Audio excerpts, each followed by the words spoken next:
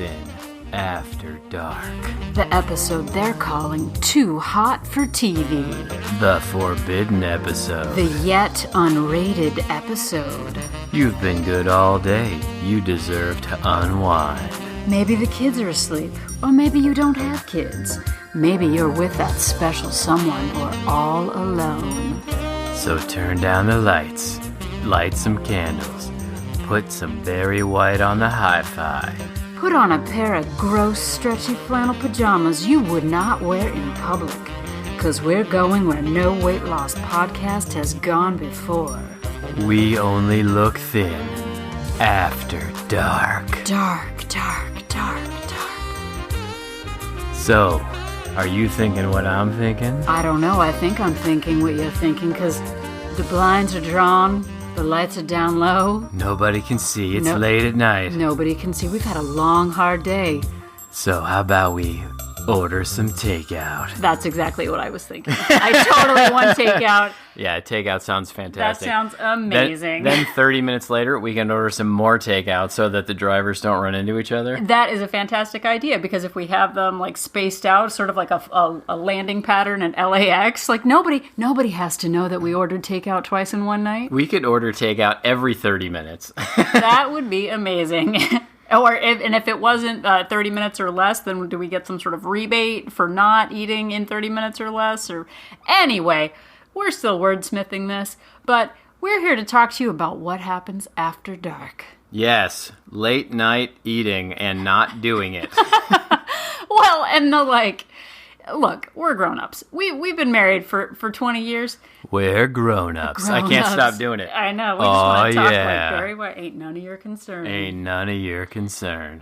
But I think we spent a good number of years and a good number of late nights alone eating a lot of food and sitting on the couch. We sure did. We sure did, and to prove it, we have photos. I was at my highest. This is We Only Look Thin, and I am Katherine Weigel, and I, at my heaviest, was 300 pounds, and I've lost about 150 pounds. This is my co-host, Donald Weigel. Oh, I'm your co-host. and husband. And husband. And you've lost? I've lost, well, it depends on the day. Oh my gosh. I've lost a little over 100 pounds. He's technical, everybody. This morning when I weighed myself, I was actually down 105 pounds. Well, all which right. is my lowest weight yet. Yeah. Oh, yeah. Losing that weight. Losing it. I think I found it, but maybe there's a finite amount of energy in the universe, and I think I found his 5 pounds. I think we've said this before, that like whenever, we can't both be on our game completely at the same time. Because there's only so much going on. I feel like I'm doing well this week, but this is a weight loss podcast. We only look thin. We have lost over 250 pounds cumulatively. Oh, that's good math. It is, and we are here to inspire you to maybe not get triple takeout in one night, and maybe give you some alternative choices to your poor choices. Because we made bad choices for many, many years, and many years. Now we are bullying one another into making healthy choices for the most part. Are we bullying one another?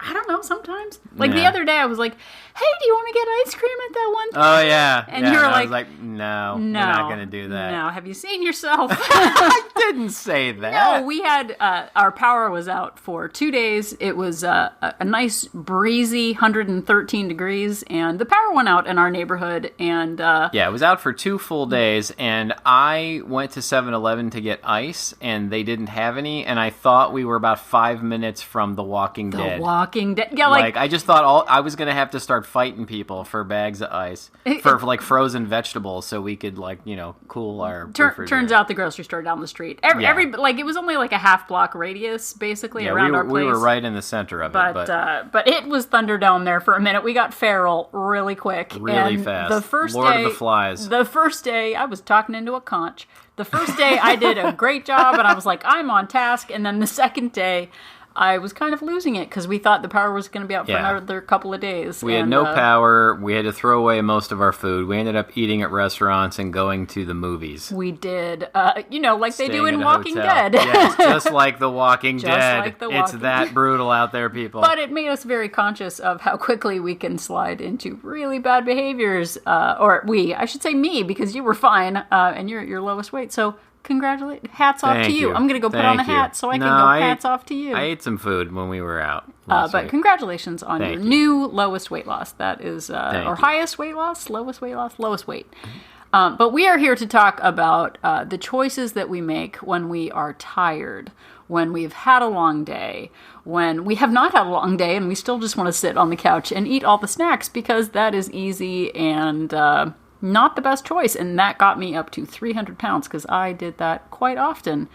More than I told myself I did. It's like, Yes. why are you 300 pounds? I don't know. I don't know. It's It's probably my thyroid. Probably a thyroid Not problem. the multiple. It's because life isn't fair. Life isn't fair. My boss is cantankerous and no bueno.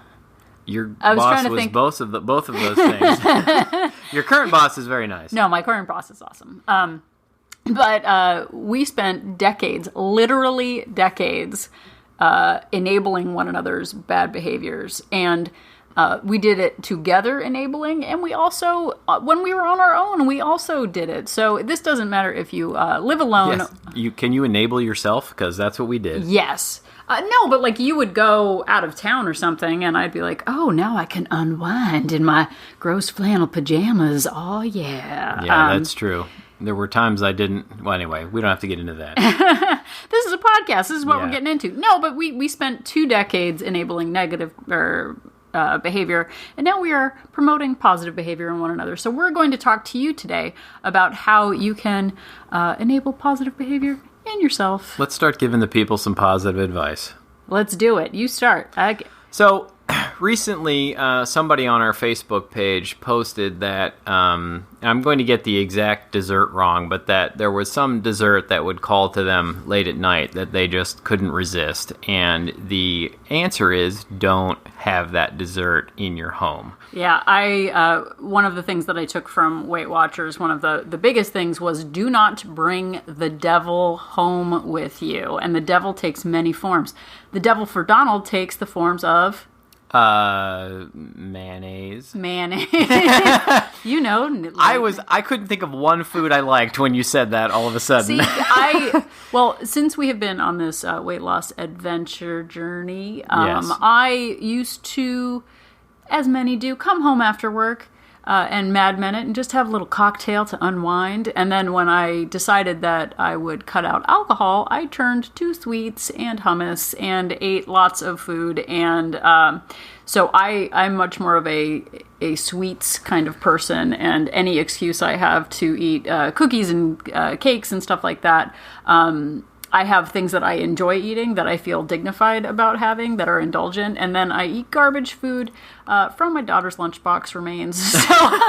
So I have to watch myself and those I'm tired, I deserve it, like little indulgences. So there are certain things, even after losing 150 pounds, that I cannot have in the house, that I just know that if I buy more than one, like it's all over for me. And that might sound strange because I've lost 150 pounds, I can indulge, it's not a big deal. But that 300-pound person inside me still wants to eat all of the tasty cakes. Yeah, and having copious amounts of large bags of Doritos in the house would not be a great plan for me.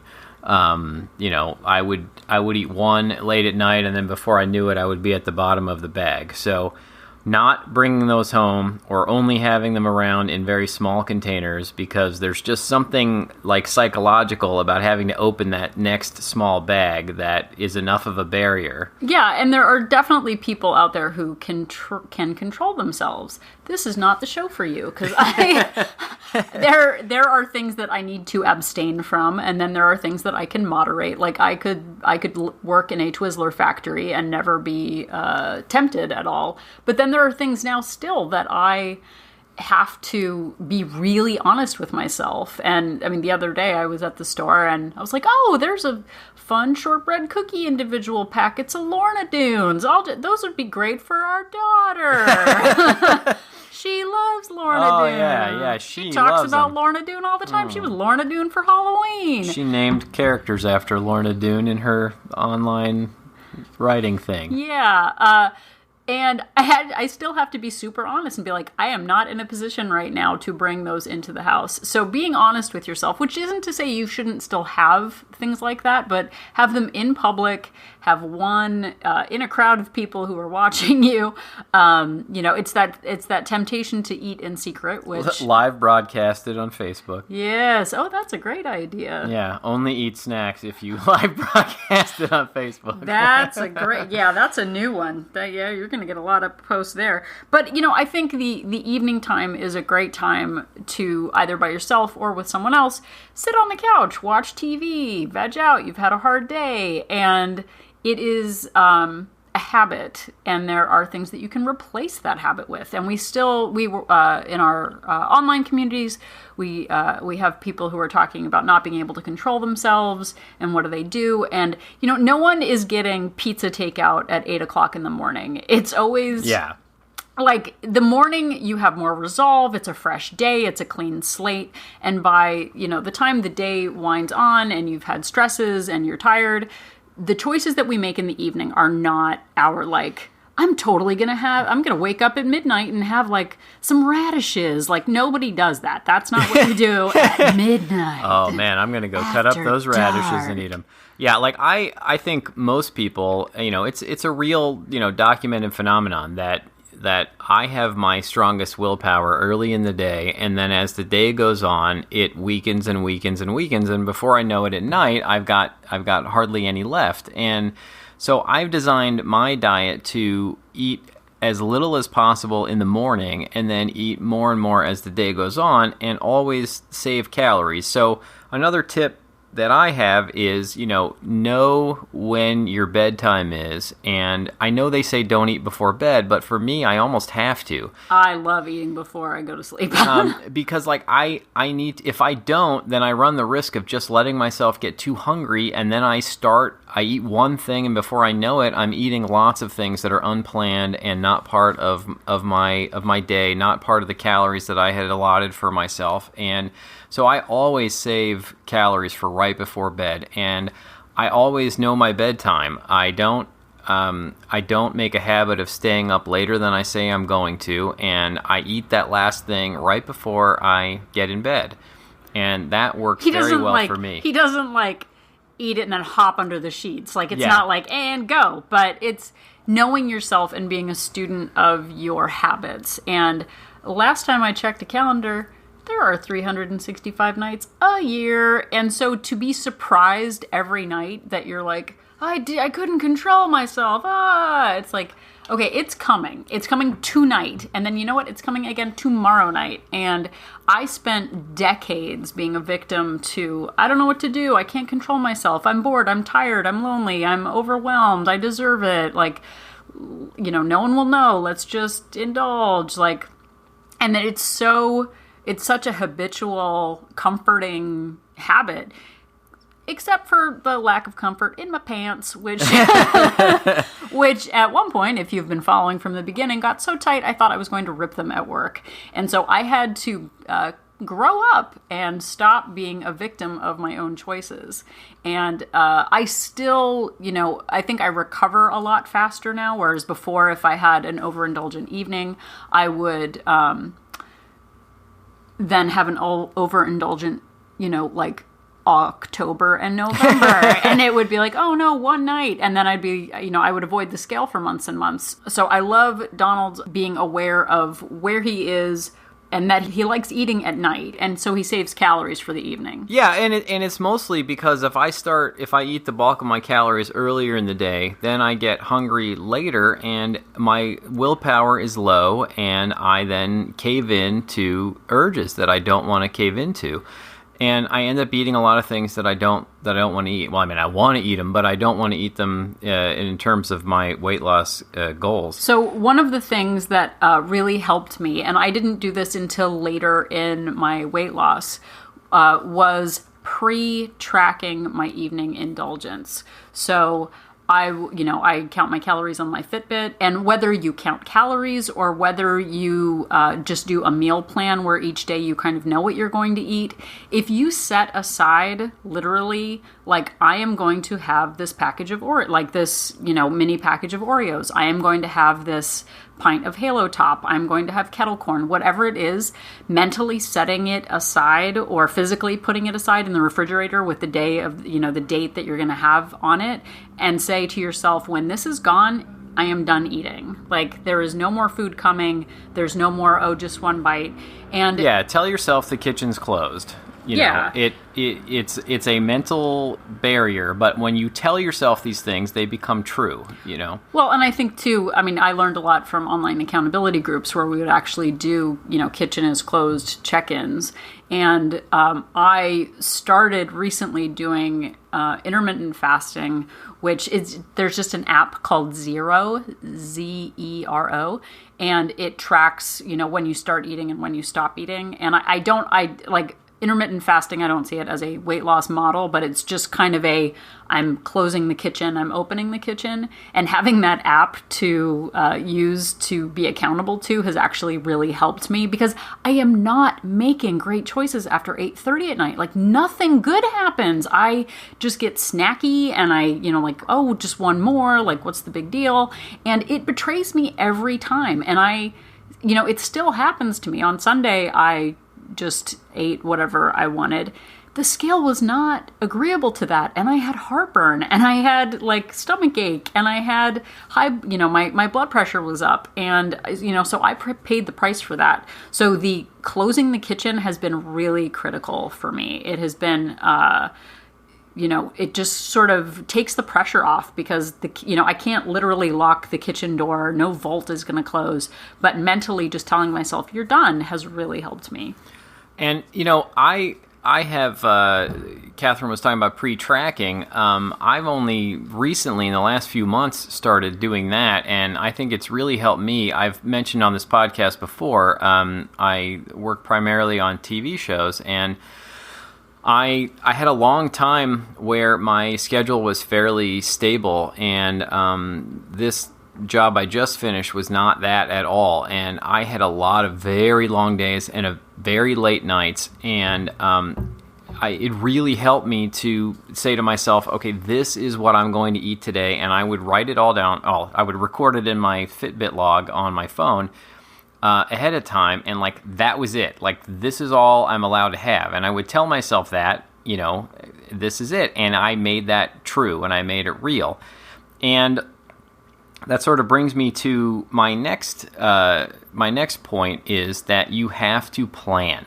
You have to plan for your days, because when you fail to plan, then you don't have a plan. That is a wise saying that many people... I think that is what is written and inscribed on our wedding bands. I believe it is. Yeah, I'm going to have to take mine off to look at it to be sure, because I don't remember, but I'm pretty sure that's it. But I think it is so easy to fall victim to, I'm too tired to plan, I'm too, I can't control myself. And, we don't live in vacuums, Dyson vacuums. No. We don't live in Dyson vacuums, but we don't live in controlled circumstances where we're going to be able to, prevent our spouses from eating differently than us, our kids bringing home things from school, neighbors bringing things over, having things at work. And so having a set of rules for yourself can really help take the pressure off, because then you're not in the moment making choices, like those impulsive choices that we put ourselves through of should I, shouldn't I, well, just one more, well, how about that, and all of those loopholes that we give ourselves. It wears us down having to make all those choices. And if you just say, I don't eat after 8:30, it takes the guesswork out. These are my calories for the day, these are the foods that I'm eating for the day. It takes the pressure off of your evening self. And having a plan in place, a plan and a backup plan, and you can't always control everything that's around you, but, I plan during the week, I plan on the weekend, I make food that I'm going to eat throughout the week. I prep it, I make sure I go to the grocery store and I buy it, and then I have backup food in the cupboard. I know that sounds crazy maybe to some people, but I have food that doesn't require refrigeration. It doesn't require any real preparation other than opening it. It's called Soylent Green, and you too can have it in your cupboard. It's not at all made of people. Not many. Despite not what you've many heard. people. Not many people. And but, like, I don't really meal prep, and he does. Like, aside from making hard-boiled eggs, like Don's meal prep game is on lock right now because his weekdays are full. My weekdays are full, and I have to be prepared. If I just get overwhelmed on the weekend, or by overwhelmed I mean do lots of more fun things than I had anticipated, or something happens. We went to San Diego and spoke at the wonderful Idea World Fitness and Health Conference. I combined fitness and health into hitness. And I didn't have any chance to meal prep, so I had to plan ahead and make sure I had food that was just ready to go for me, that I could pull out of the refrigerator or the cabinet and not have to spend time on. Well, and I think that ties into not getting takeout because I used to make myself so tired and overwhelmed that I would just succumb to takeout because I was too tired to do anything. And there are certain nights of the week, like Friday nights, we have something going on, and I get our daughter Chipotle, and I don't have it, but it takes the pressure off of me to cook for her so that I can just make myself something lighter and I don't have to worry about, a balanced meal for her. And having those backup meals that are like, just throw it in the oven so you don't have to go, oh gosh, should we get takeout and pizza and Chinese food and quesadillas?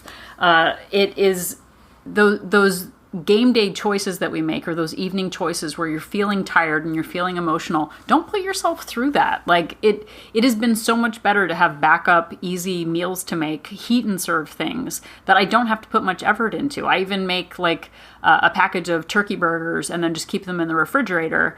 And then when my daughter is hungry, I just give her a turkey burger on a bun and she's happy, and it's already cooked, and so it's not like I have to do more work. So just a little bit of extra effort can save you from the Domino's man. Yeah, do something now that your future self is going to thank you for. Well, and two, there are ways, closing the kitchen it has worked for me, but I know that when one has idle time, the tendency to graze or just grab a snack can be really strong. And distracting yourself can really help, whether if you're watching TV, use your rebounder if you have one. When you're rebounding, it's really hard to eat jelly beans at the same time. Yeah. So use your rebounder. Do some hand weights in front of the TV. You could even take up knitting for this hot summer weather. No, but there are people who do knitting, or they paint their nails, or they, give themselves pedicures. Yeah, do something, productive, or something that you enjoy that kind of distracts you from eating, keeps your mind off of it. Do a puzzle. Organize the mail. Organize photo albums. Do a mail puzzle. A mail Scrapbook your mail. Scrapbook your mail. And you can come up with gimmicks and tricks to keep yourself on track.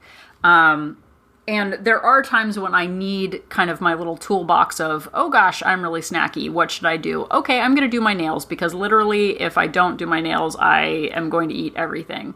There are times when I still feel really weak. But I think in the end, and this may come as a surprise to many, but we're grown-ups. We are grown-ups. Whoa. Let's not get ahead of ourselves. And it took me until my 40s to start owning my choices and stop listening to the lies I would tell myself, and to stop eating emotionally when every single hiccup in life would drive me into the kitchen. And I am very grateful that I at least have taken on that self-awareness to let go of the stories, because I really didn't think I had a choice before. I thought life was too much to take. I thought I deserved the comfort of food. But in the end, we pay a price for every choice that we make. We pay a price for the good and the bad choices.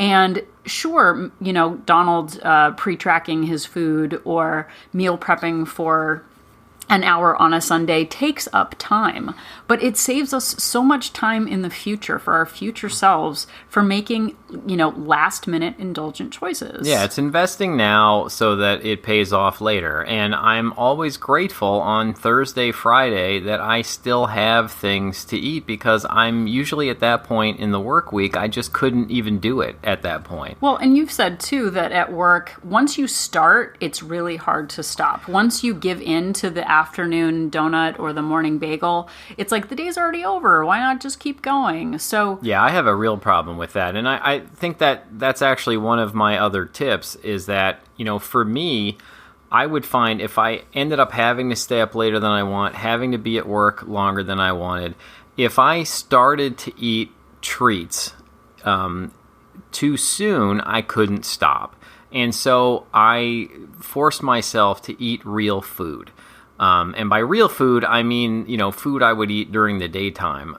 That's not, chips. That's not chocolate. That's not, dessert, snacky things that are going to set me down a path that I can't come back from. Right, so he saves those indulgences just before bed so that he doesn't have to wait another 2 or 3 hours to then go, oh gosh, I'm going to go back to my radish collection and eat those. Yeah, and there are lots of times where I want to save calories for dessert and I end up, stuck at work later than I thought, or I know I'm going to be later, and if I go, well, I saved calories for dessert, I'll eat this dessert, then I eat the dessert, and then I'm awake for another hour, another 2 hours, 3 hours, and before I know it, I'm eating a second dessert, a third dessert, and I'm way off track. But if I force myself to stick to real food, even if I end up going over my calories, it's not like I go crazy over my calories because I'm sticking to things that are reasonable in their caloric amount. He didn't get to 250 pounds because of his cherry tomato habit. Like, that was not the issue. So I think in all of this, like I said, spoiler alert, we are grown-ups and we can make choices and we can plan ahead. And the more soberly we can plan, not 8 o'clock at night after you've had a hard day, after, you've had an annoying phone call, you're tired, the more you can plan ahead for your future self, the easier it becomes. It feels really unfair at first, but it's also unfair to rip your jeans when you're at work because you can't fit into them anymore. And I was at that point. So this isn't coming from a place of judgment. This is understanding. And I still struggle with it. And the biggest difference now is that I do not wait 2 months to self-correct and then be disappointed that I'm back up 40 pounds on the scale. What you do tomorrow matters. And it's unfair to, have to beat yourself up or to have to go through the guilt of throwing away all the progress you may have made because you didn't plan and you ended up eating unplanned things late at night after having a day where you ate the way you wanted to. Well, and that's the thing, too. It's that, you're good all week and then you just spoil it. Or, you're good all day and then you spoil it at night. And you go, oh, well, I tracked everything except the giant binge that I had that night. So just owning your choices, being honest, and remembering that you can start fresh tomorrow. You can start fresh with your next choice. But the more we can plan ahead, the better prepared we will be, because plans without plans are no plans. Are no plans at all. I said when you fail to plan, then you don't have a plan. That is right. So think about what you can take charge of in your life. Stop being a victim of your choices and turn the lights down low. Put on some flannels. Who cares? Listen to some Barry White music. Oh, yeah. Oh, yeah. And just change the narrative about your After Dark, because you do have choices. After dark. Because no one might see it. The neighbors might not know. The blinds are drawn, but your hips are going to know, and the scale is going to know. So start fighting back. And listening to this podcast is a heck of a good start. It's a fantastic, fantastic way. So thank you so much for listening. You can find us on Facebook at We Only Look Thin, Instagram at We Only Look Thin, Twitter at We Only Look Thin. I should say something like totally weird and different. And at blah, blah, blah for... Yeah, exactly. And also remember that you're getting this podcast completely for free. Free. All we ask in return is that you take a moment and please rate and review us on iTunes. That in particular, even if you're an Android user or you listen to us on the web, it would really help if you logged in and rated us on iTunes. Helps us get placed better, and it doesn't cost you anything. It helps us out a lot. And more people will be inspired just like you are. So if it's late at night and those candles are burning and you're a fist full of Oreos are melting in your hands, just remember that we are an inspiration Asian after dark. The information that you hear on this podcast is for informational purposes only. The hosts are not medical professionals. You should always consult with your doctor, nurse, or other certified health professional before beginning any diet or fitness program.